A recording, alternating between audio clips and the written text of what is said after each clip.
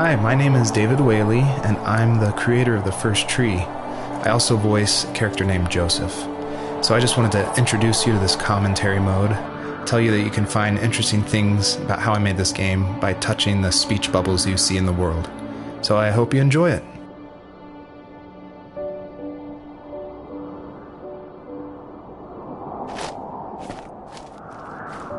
Are you awake? I thought I heard you get up. Yeah, I'm awake. Sorry, I just can't sleep. Are you thinking about him? Yeah, a bit. Usually get back to sleep, my love. I'm fine. No, it's okay. What else is on your mind? I don't know. It seems weird, but I had one of the most vivid dreams of my life. I saw a fox on a snowy mountain, just looking confused and worried. Those eyes. I can't get those eyes out of my head. She was running in the windy snow, looking for something.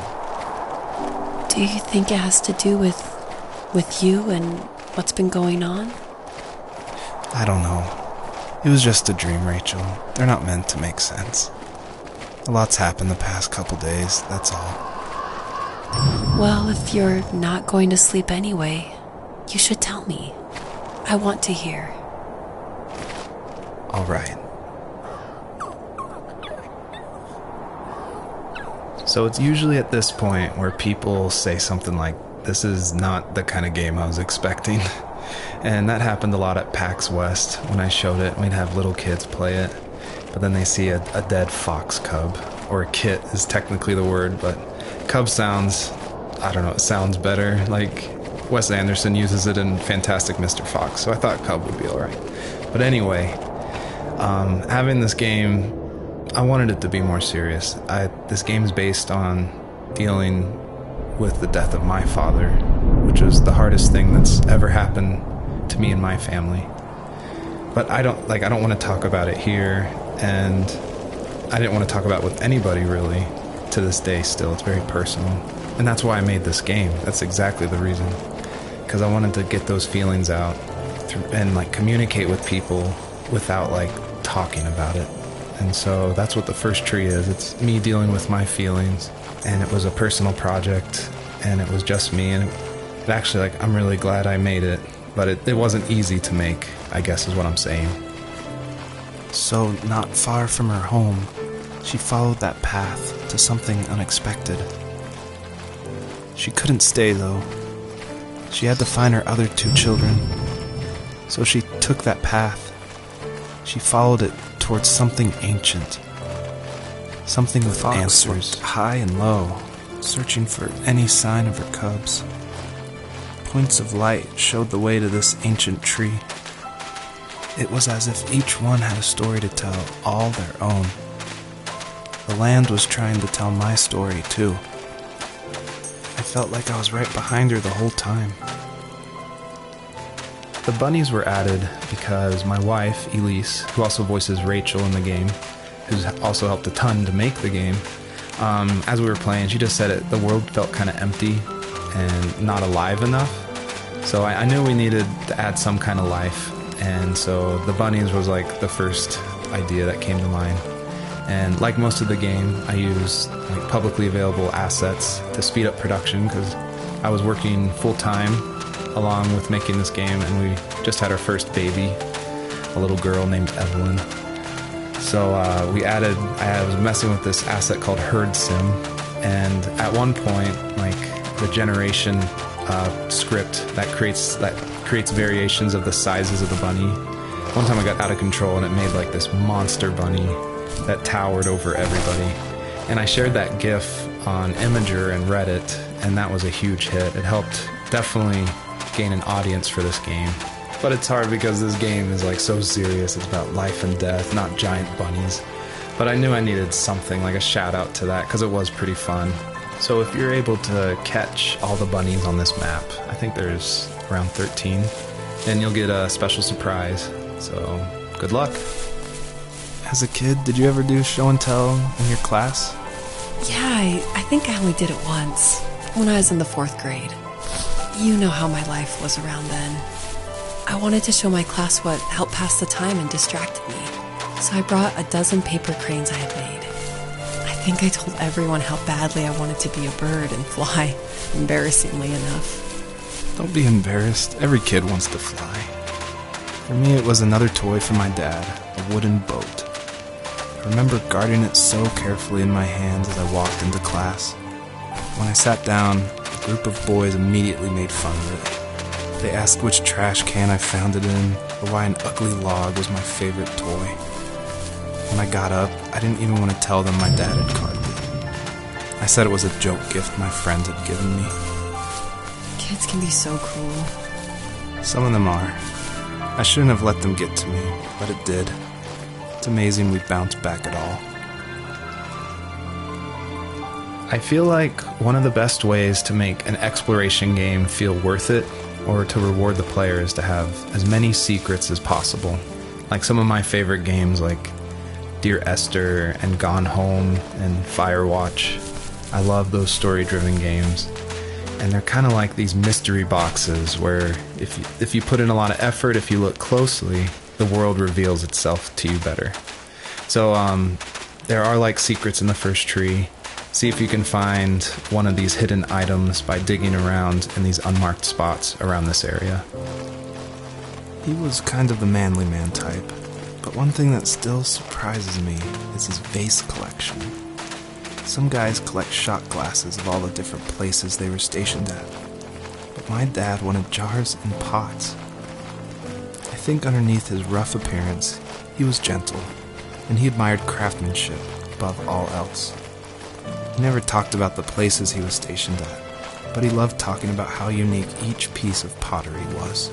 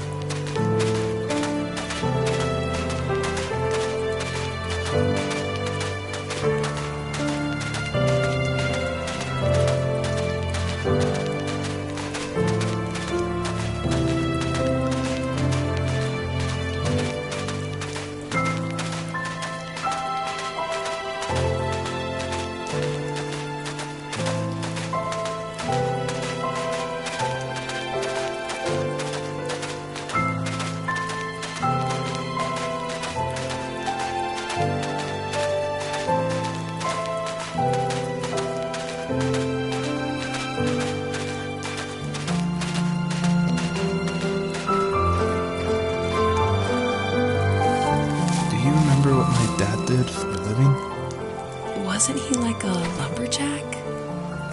That's one way of putting it. If wood was a canvas, then a carving knife was his paintbrush. Even after working a 50-hour week, even after his hands were more splinters than skin, he would bring home the nicest piece of Alaskan weeping cedar and make me toys. That wooden train was the first toy I can remember, and I loved it. I just knew from a young age I was going to be a lumberjack, like my father.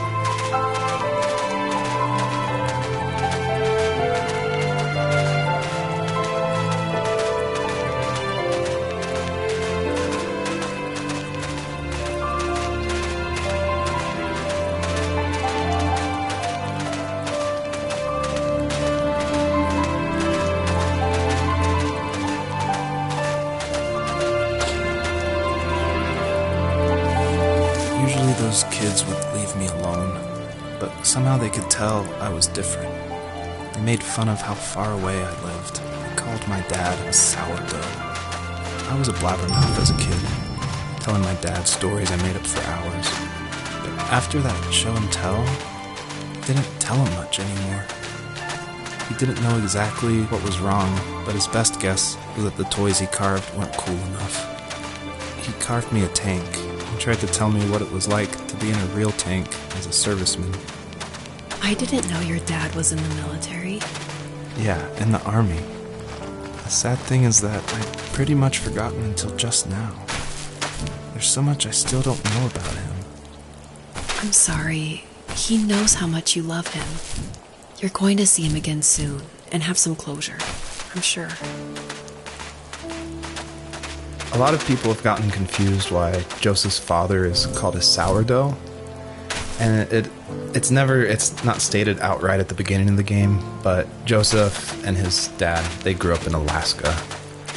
And I don't have a real connection to Alaska except through friends who lived there, and it was also the place that me and my dad were going to go right before he passed away. But I love the idea of Alaska being like this beautiful solitary place. But anyway, what that has to do with sourdough is it's an Alaskan slang term about like someone who lives in the backwoods, like a redneck in Alaska.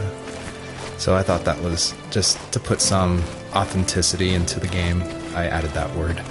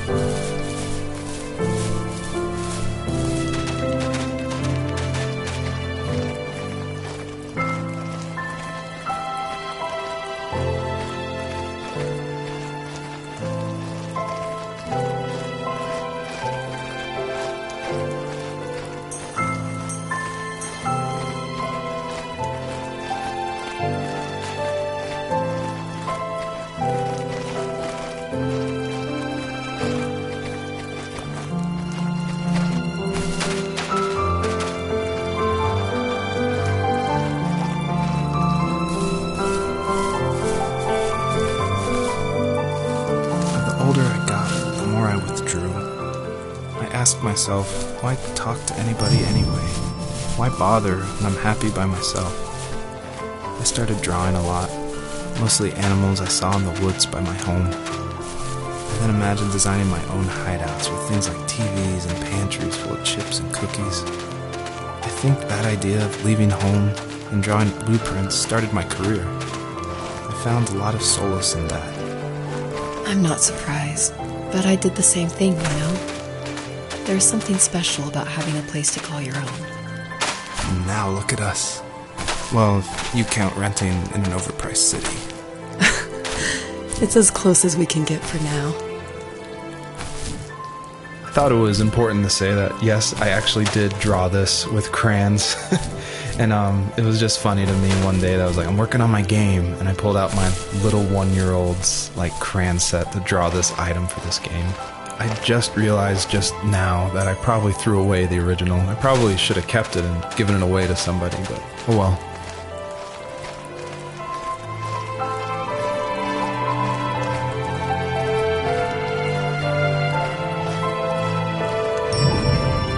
I feel like one of the main reasons people play small indie games is because they are so personal and intimate. So I tried to put myself into this game as much as possible. So almost all the vignettes or little stories you hear in this game, they come from my childhood, where I grew up in the middle of nowhere in Central Virginia in the United States. So yeah, that's probably why I love games like this so much, where you explore this open, wide environment and just find interesting things, because that's exactly what I did as a kid.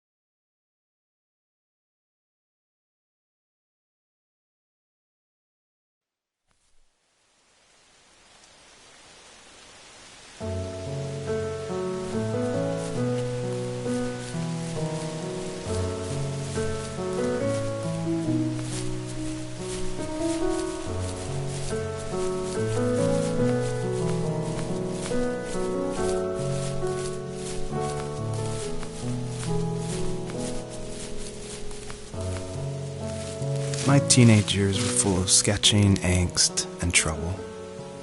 I wasn't popular or unpopular. Maybe just forgettable. I guess that gave me a sense of freedom. So I hung out with crazy kids, doing crazy things, even though I mostly just watched the chaos ensue. We did it all.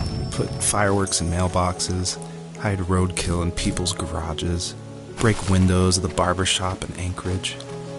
My dad was furious, but he was so busy working he couldn't do much to stop me from going out. I think being an adult means there's no one to stop you making hard decisions. He had to make a living, and he couldn't be in two places at once. Yeah, I realize that now. But at the time, I was sure he was more interested in growing his business than what was going on with me.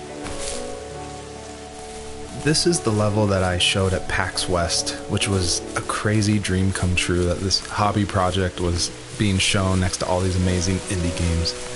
So I decided to show this level because it's smaller, there's like some jumping puzzles, and I thought it was a good entry into the game. But the one thing I can't seem to forget is right before we opened to the public, there was an indie dev superstar. Like, you've definitely heard of his games, and I was like terrified. He wanted to try it out. So I said, of course, like, please give me your feedback. And he was super nice, super talented, of course.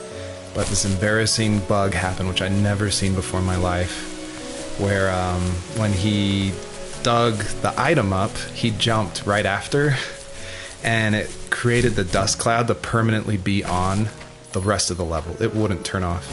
So it looked like this fart cloud following the fox as it just kept running with this beautiful music and serious voiceover. And it was horrible. I think about that every time I look at this level. But, you know, I was able to fix it, so I'm glad someone could at least find that bug. I always wanted this game to be very meditative and relaxing, but I know there's a balance between keeping the player's interest. So I added this butterfly jumping mechanic just to like spice things up. I used a plugin called Playmaker for Unity, which in a visual editor lets you do interactive things, which is perfect for me because I do come from a film and design background. But on the flip side, I really wish I was good at code, because this jumping mechanic, the jumping mechanic in the whole game actually has frustrated a lot of players. But hopefully I've been able to fine-tune it, so it should feel a lot better now. I would just hate that this meditative game would get frustrating, so I've lowered the gravity, I've made the jumps more consistent, so hopefully people can just focus on the world and the story.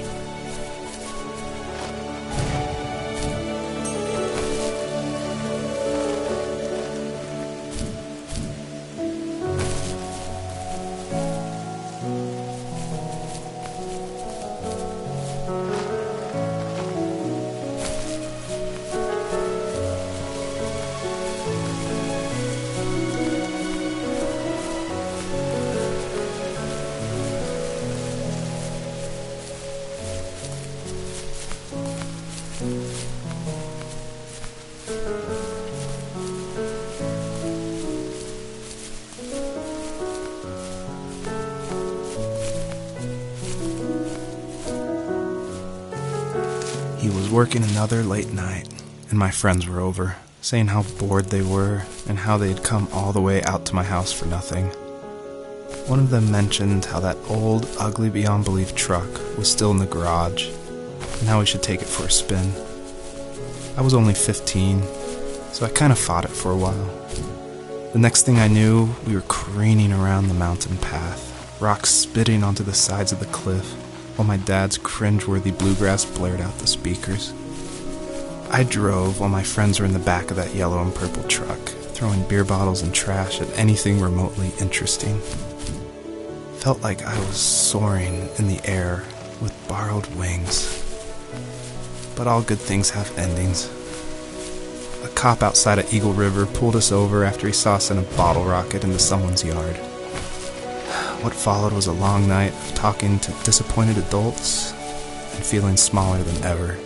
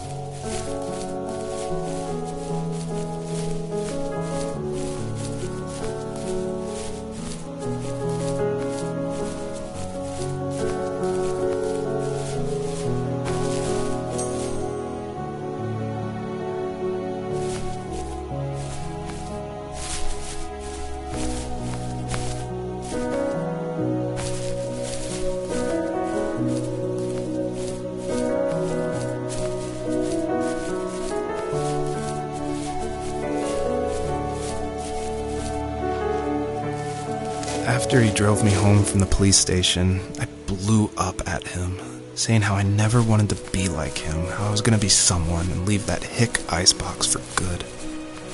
He just looked forward at the road with tired eyes. I took out that bluegrass tape from the cassette deck and chucked it out the window. In my sage teenage wisdom, I thought I had proved the ultimate point. But my dad had a different idea. He slammed the brakes, slowly bowed his head while gripping the steering wheel, and finally looked at me. All he said, like it was a polite request, was, "Make this right." I sat there in silence, fuming, but I eventually got out and combed every square inch of the woods, muttering profanity after profanity. I found it 30 minutes later, near a small waterfall off the road. I went back to the truck, put the wet tape back in, and sure enough it worked. We didn't speak another word to each other the rest of the night. Wow, I knew you were a crazy teenager, but... It's hard to believe, isn't it? It surprises me too. It's like I didn't really know who that kid was back then. I bet my dad thought the same thing over and over. It's almost like he was saying, "Make this right," to himself, more than to me. You may have noticed there's a little pond here, and believe it or not, I tried everything I could to get swimming working in this game, and I just could not do it, unfortunately. And so all the water in this game you can just stand in, which is, it still like bums me out, but the systems were not working, it was buggy. So I just had to throw it out, which, you know, I think it's okay. Like, I wish it was there, but again, the focus of this game is on the story.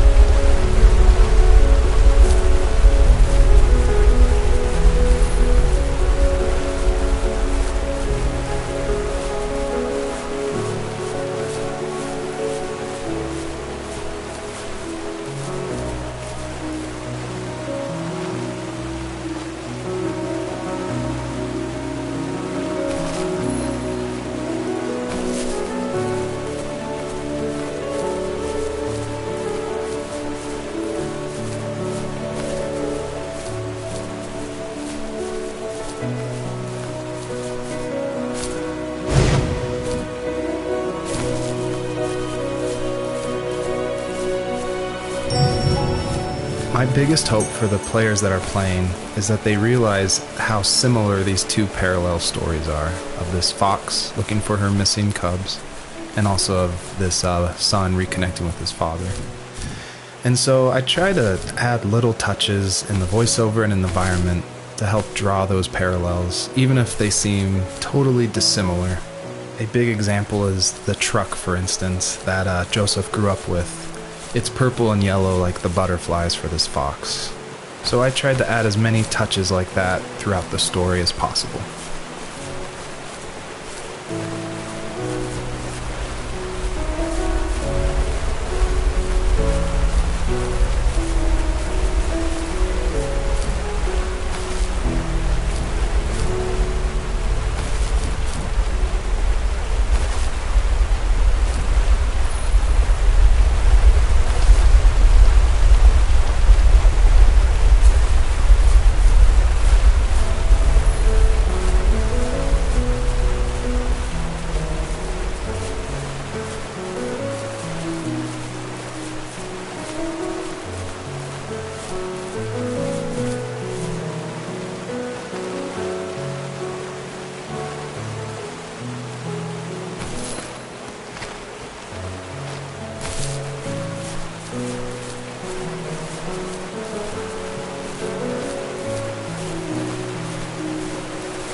friends would laugh about that night and talk about how crazy it was, and I laughed along, pretending it didn't bother me. But it did. I imagined my friends growing old in the bush, unable to find that thrill in those godforsaken ice fields. It's like those mountains were a literal wall, keeping me from leaving, where all I would have to look forward to are lumber yards and evening beers. I had to climb over. That was my only goal for a long time.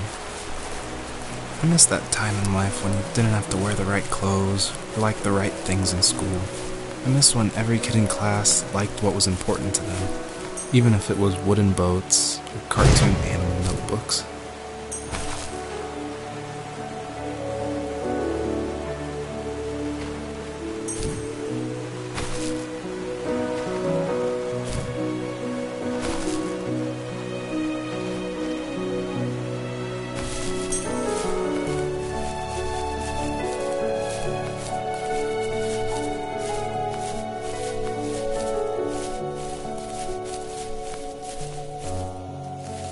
If there was some way I could take my love of drawing and turn it into a way of escape, nothing would make me happier.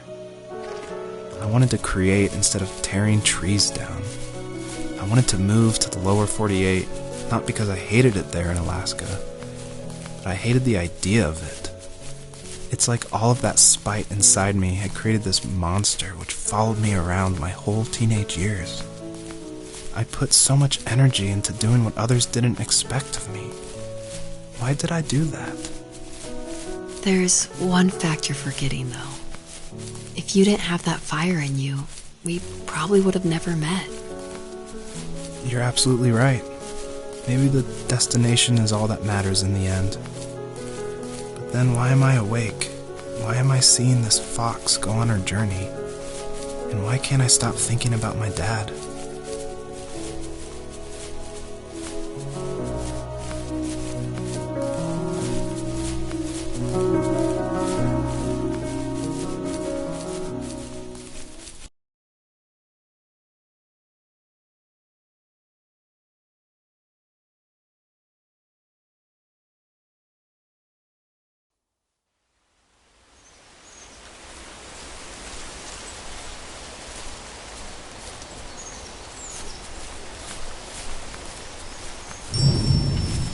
I did want to do something a little different with this level. I wanted it to be more open world feel, and that there was something blocking your progress, so it did encourage people to look closely and see how to unlock this blocked way. And I do like just walking around this level and listening to the beautiful music by Josh Kramer. His work really sets the mood for the whole game.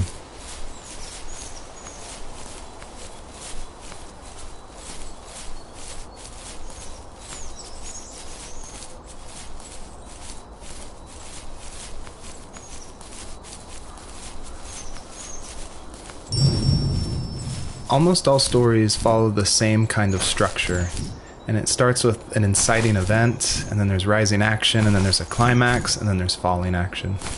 And it's actually really difficult to make an interesting story where you only hear these two people talking, and it's spoken through a dream that's already happened, and the most of the action is about this animal that isn't directly related to this couple at all. So I don't know what I was thinking, but my hope was that it would create some interesting things and connections that I didn't see before.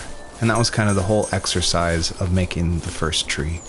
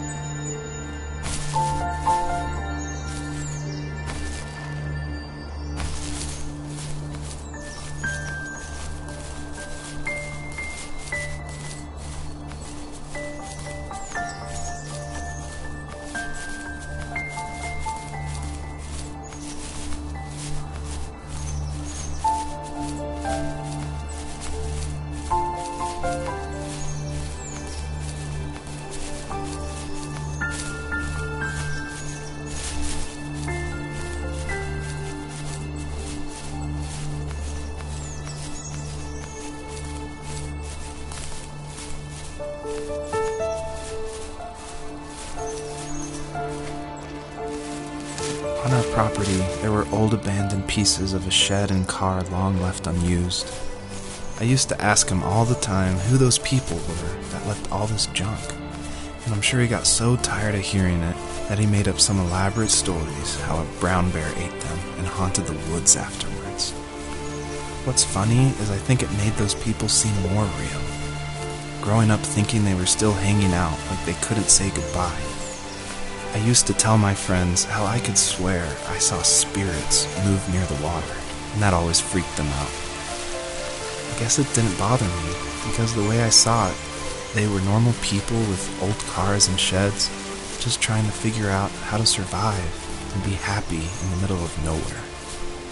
It was a cool thought that they didn't want to leave, but I was a weird kid.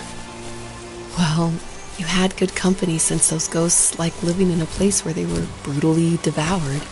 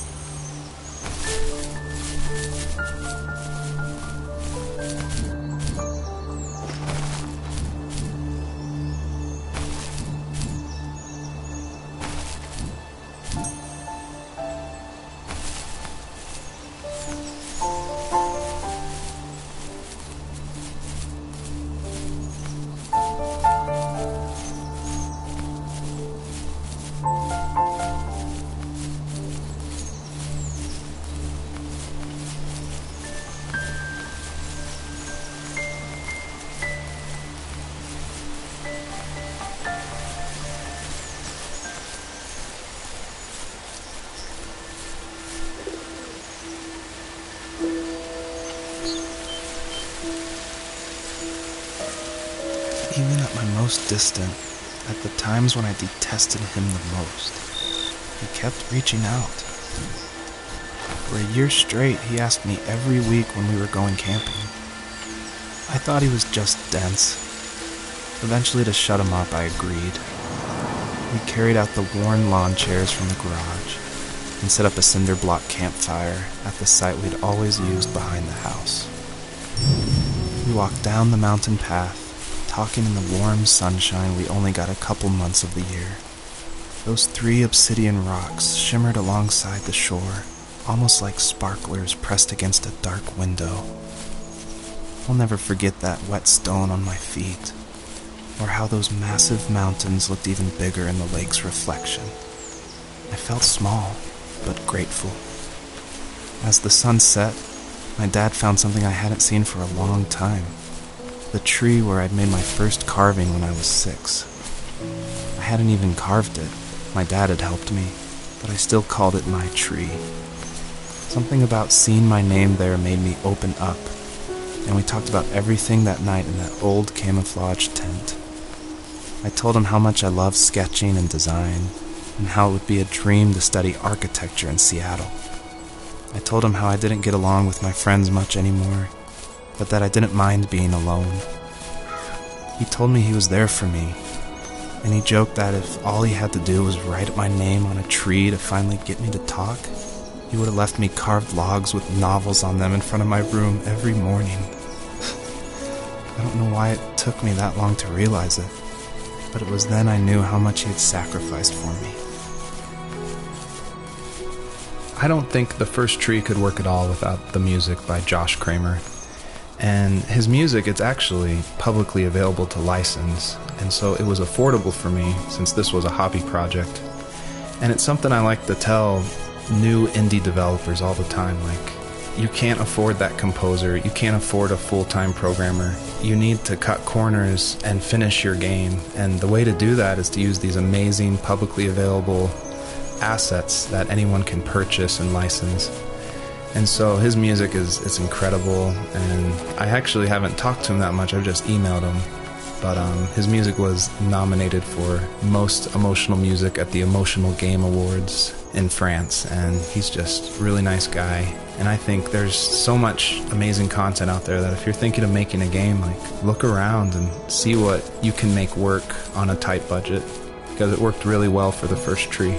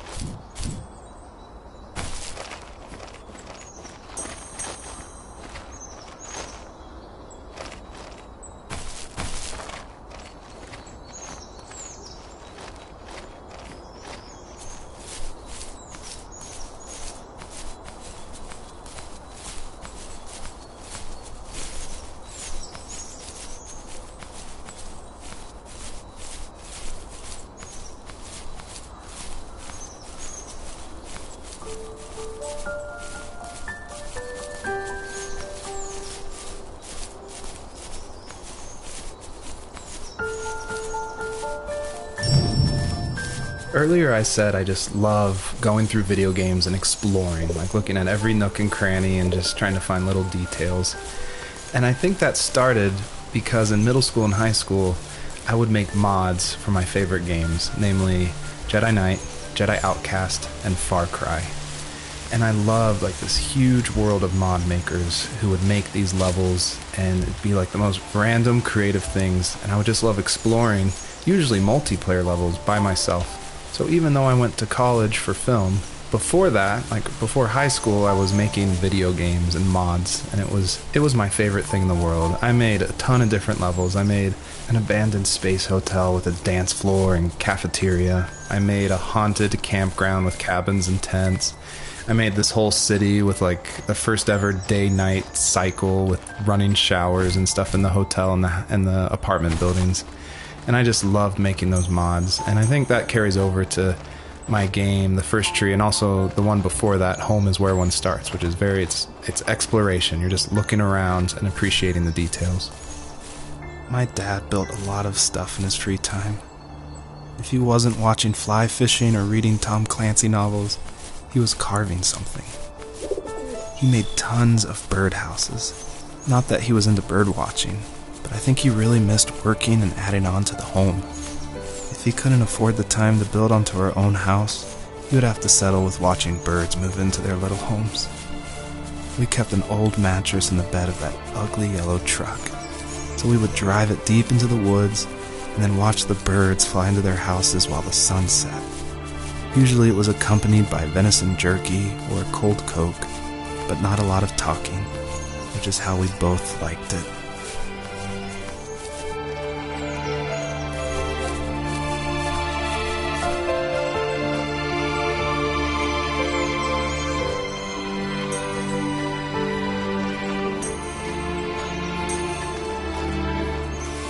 We were happiest underneath the evergreens. We decided it was time to finally map out the hundreds of acres we lived on just to pass the time during the summer. He was only free in the evenings, so I would spend the day wasting time on dial-up internet and sketching, and then we would rush into the woods, pen and map in hand, before evening fell. Sometimes the aurora borealis would cast a cold green glow on the mountainside, and we would finish our route underneath a twilight sky. Sometimes I was lonely during those summer days, but there was comfort in the routine. A lot of teenagers aren't looking for the daily grind, though. There's nothing wrong with wanting to get out, to leave your childhood home. You wanted to progress, to make something of yourself. Yeah, you're right.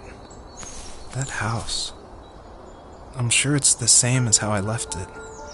But then why does it feel so different? I doubt you're the only adult to have looked back and asked that question.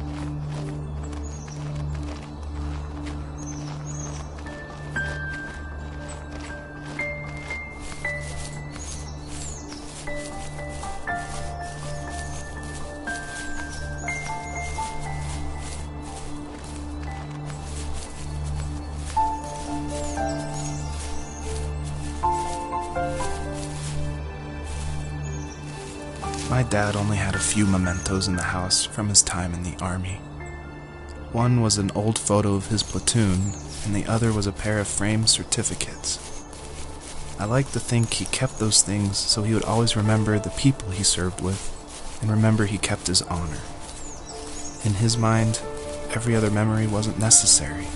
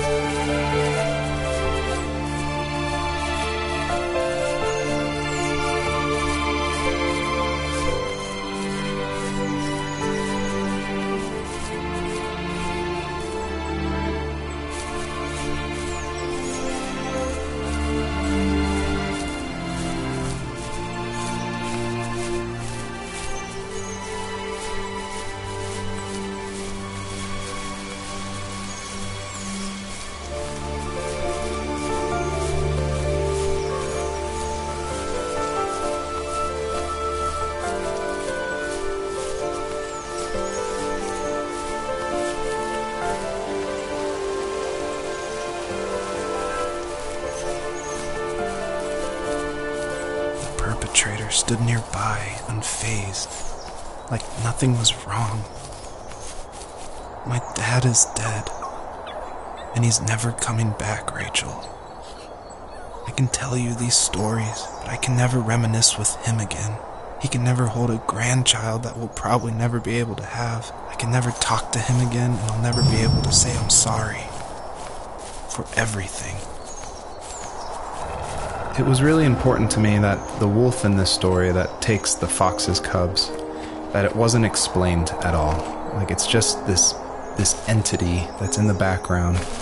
And of course, it's supposed to represent something bigger than a wolf or even the fox. It's supposed to represent like the specter of death. And it comes when you least expect it.